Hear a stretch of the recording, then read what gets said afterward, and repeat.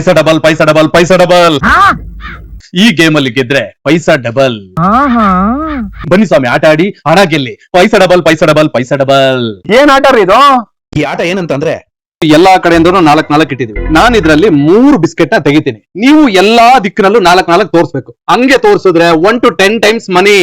ಅಲ್ಲಲ್ಲಲ್ಲಲ್ಲಲ್ಲ. ಇಲ್ಲ ಅಂತಂದ್ರೆ ನಿಮ್ಮ ದುಡ್ಡು ನಮ್ದು. ಆಟ ಆಡೋಣವಾ? ಆಡೋಣ. ಹಾಕಿ ದುಡ್ಡು.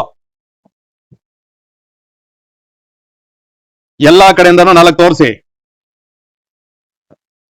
4. ಈ ಕಡೆ ಎಷ್ಟಿದೆ? 2. ಈ ಕಡೆ ಎಷ್ಟಿದೆ? 3. ಎಲ್ಲ ಕಡೆಯಿಂದ 4 ತೋರಿಸಿ. ಏನು ಅರ್ಥವೇ ಆಗ್ತಿಲ್ವೇ ಈ ಕೇಸು?